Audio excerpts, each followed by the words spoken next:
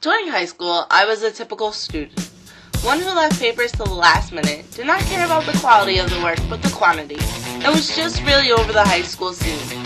While in school, I only cared about playing sports, hanging out with my friends, and being active, but I never stopped to think about doing work.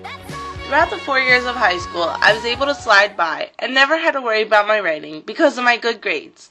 On Wednesday, September 6, 2007, was the first day of college English. I was scared and timid and did not know what to expect. Sure enough, on the very first day, we were assigned the first paper of the year. I was so excited. Not.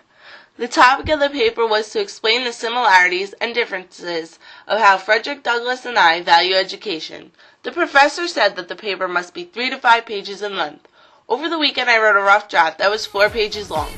I thought that the draft was actually quite good because there was a lot of evidence and solid examples to prove my thesis. The draft was finished a few days prior to the due date. I was so proud of myself. Upon finishing, I emailed the draft to the professor, and I was nervous. But after I hit send, all my fears were gone.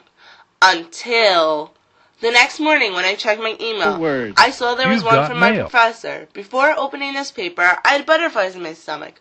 When I opened the draft, I almost fell off the chair. The draft had more red marks on it than any other paper that I had ever written.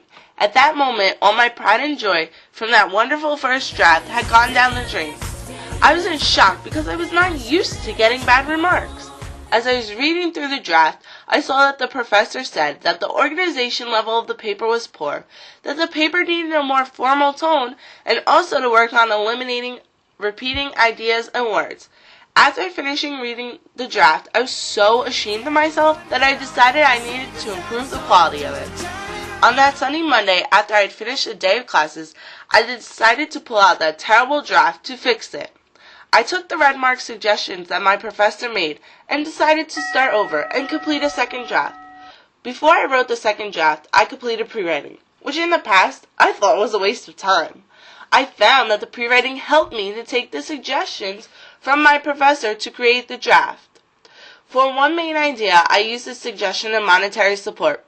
The pre-writing brought the main topics of the paper together clearly. The second draft was organized and it had less repetitiveness. Because the draft was organized, I was able to explain who was important to my education rather than how it was supported.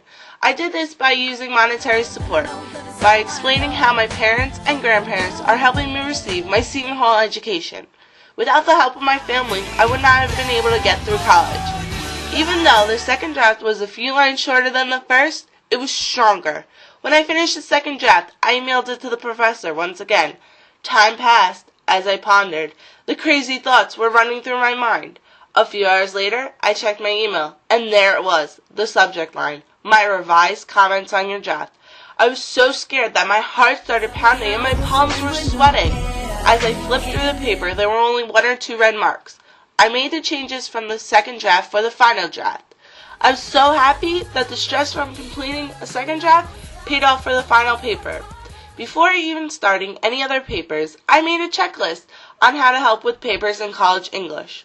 This checklist included reading a work thoroughly, analyzing the writing and how it relates to you, the reader, pre-writing for organization of ideas, and lastly, to create a draft based on the pre-writing.